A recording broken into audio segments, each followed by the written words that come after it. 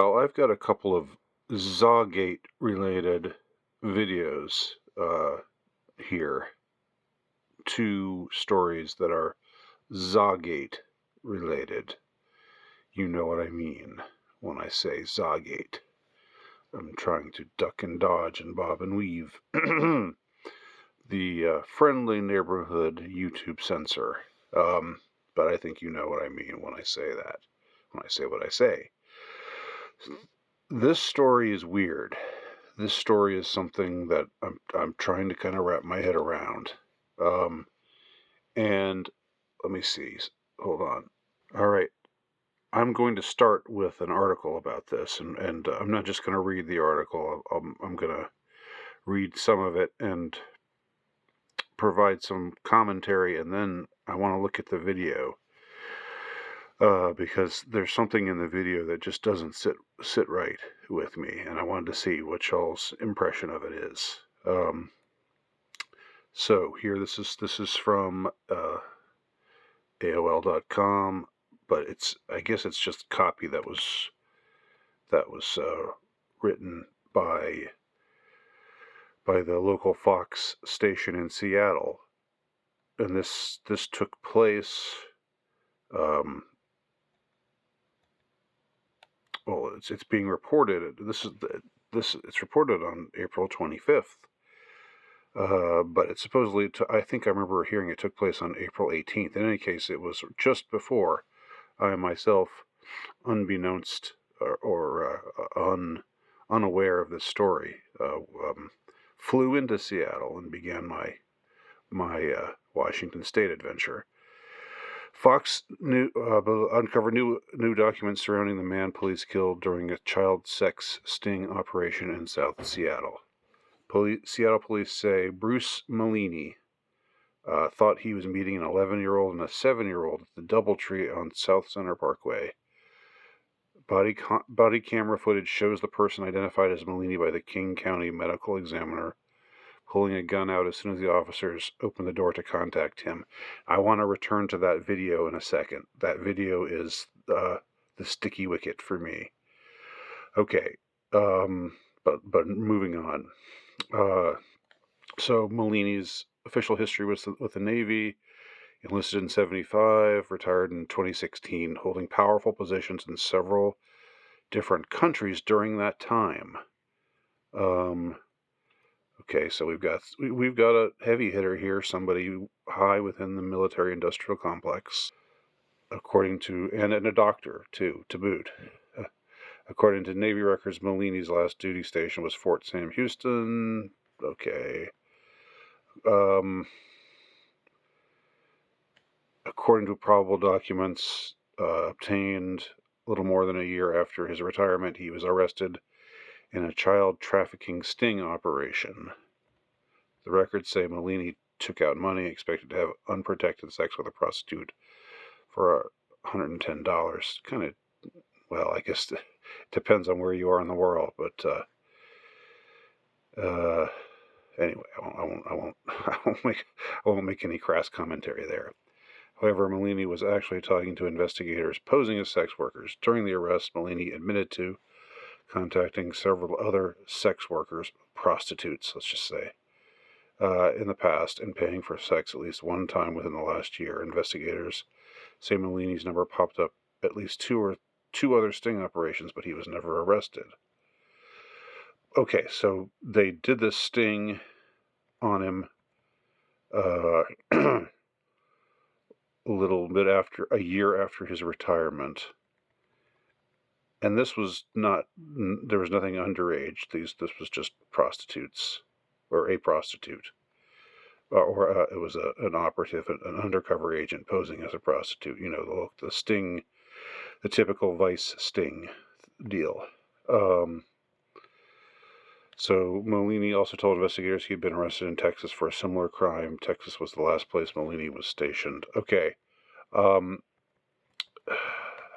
This isn't really... Okay, let me find something else. Here's another article detailing Captain Bruce Malini's bona fides, his stature as a heavy hitter. within the military-industrial complex. Mellini was a Navy captain and doctor who served at Guantanamo Bay. He spoke with the New York Times in 2016 about the abuse of patients. So he was a kind of their PR guy, which is interesting, considering. Mellini left his role at Gitmo in 2009 and left his NATO role in 2012. So he was involved with Guantanamo Bay, and he was involved with NATO.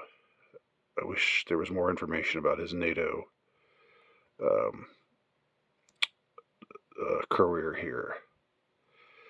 But anyway, and then it goes on to talk about how he was shot by the agents, by the Seattle police, in this hotel room where the story is he had called for a 7-year-old and an 11-year-old to come to his room to engage in illicit activities with. In August of 2009, official U.S. military video shows the change of command ceremony for Navy Captain Bruce C. Manili, commander of the Joint Medical Group at Guantanamo Bay. I think this is one of the best joint commands I've ever had the honor of working with. All right, so that last bit that you saw, that last clip, is Mellini getting sworn in at Guantanamo Bay for his position there. Again, we see he's someone who was a liaison to the media,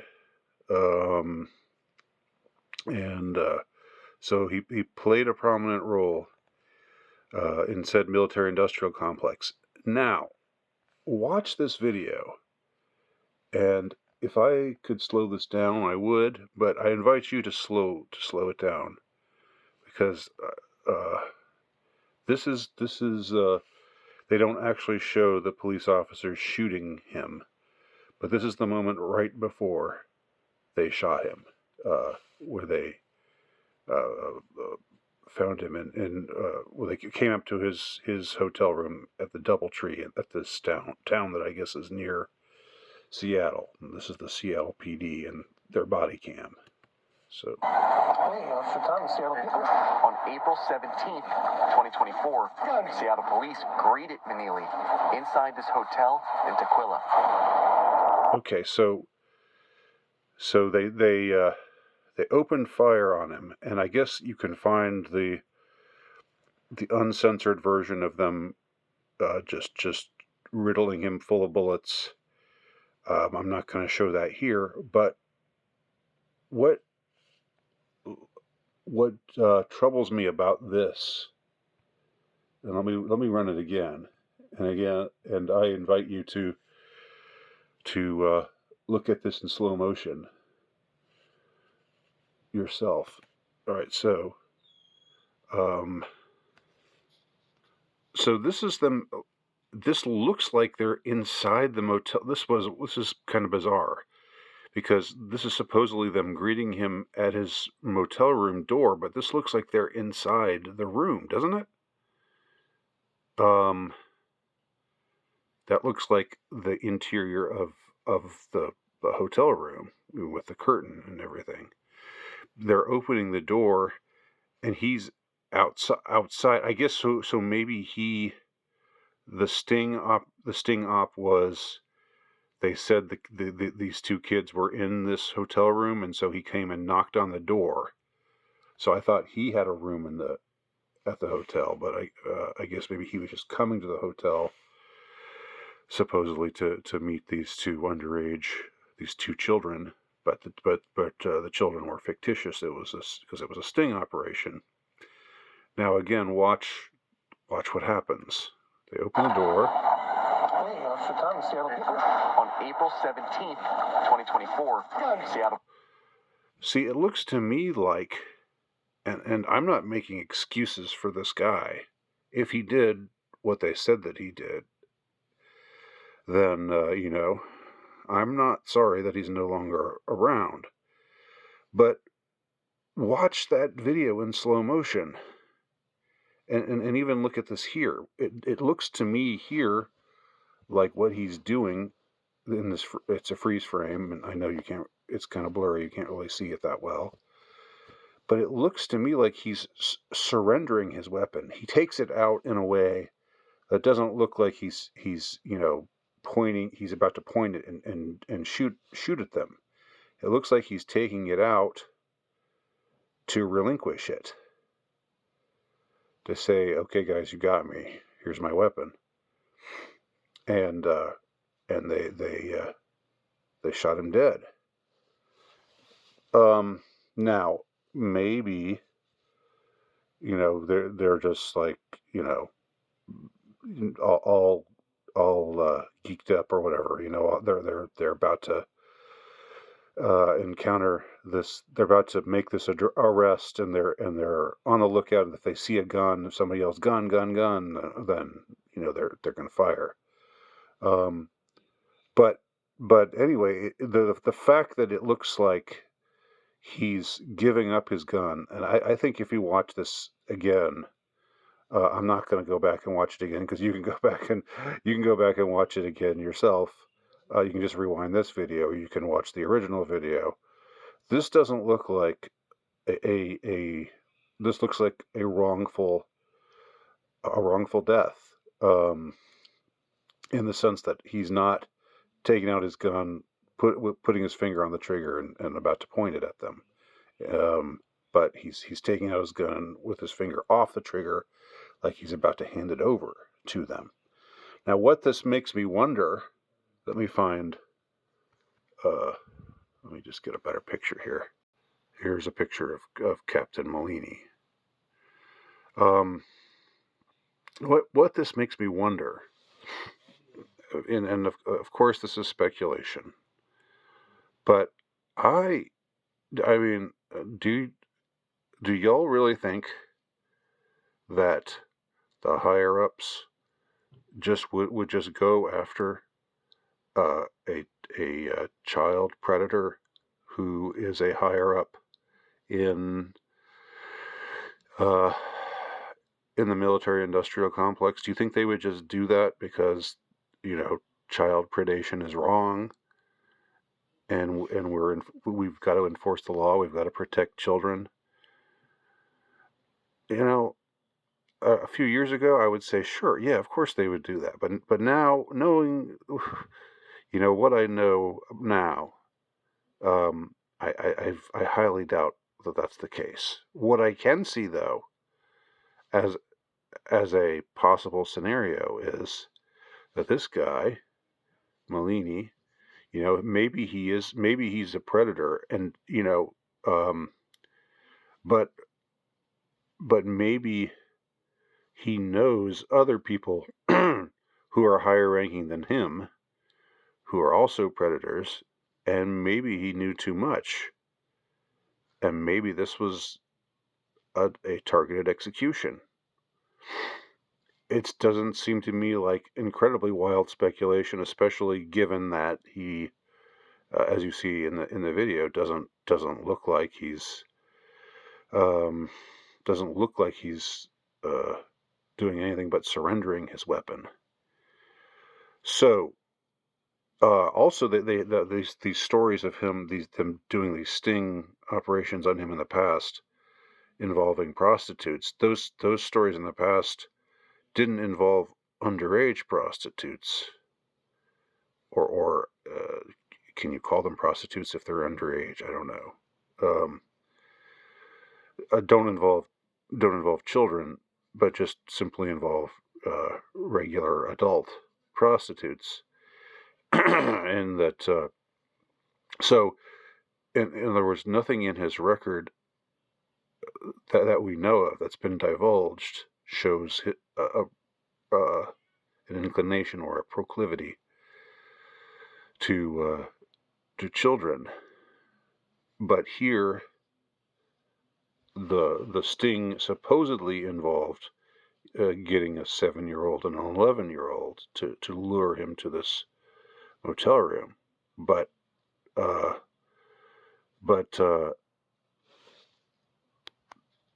that's the story they're telling us. Do we trust them not to lie to us about that? I don't know. Again, I'm not saying that this guy is innocent. But there does seem to be more going on here than meets the eye. They conducted these sting ops against him just using regular prostitutes. Now I don't think it's good to see a prostitute, especially when you're a married man. You know, I think that's definitely wrong. Which he was. He was a married man. Um, but really, for the military, isn't that kind of standard? You know, I'm not. I don't mean to be blithe or blasé about it, but you know, military guys visiting prostitutes in you know that's almost a cliche. The only difference here is that it's a higher ranking guy, uh, not a young grunt, but still, um, they did these sting operations involving regular prostitutes. Uh, that just and now they nab him or they shoot him dead after apparently supposedly staging this sting up where they lured him with children, so now he can die in infamy, and they can say he was a child predator, and everybody can just say good riddance and good job Seattle PD, good job military industrial complex for you know getting rid of this scummy guy. And maybe he really is scummy, but he knows he's got dirt on other scummy people who are more powerful than him. Or maybe he's not really that scummy. He wasn't into kids at all, and they just decided to hang this on him because it was convenient to get him out of the way. Those are just some thoughts that go through my head as I watch this weird story. But I definitely don't think he's about to. I don't think he's about to fire that gun. Um, which maybe they're still with. Maybe the officers are still within their rights to. Maybe he was foolish to. He should have just put his hands up and uh, instead of relinquishing his gun or giving his gun up. But I think it's clear that he was not intending to fire on them. So, what do y'all think? Leave your comments below.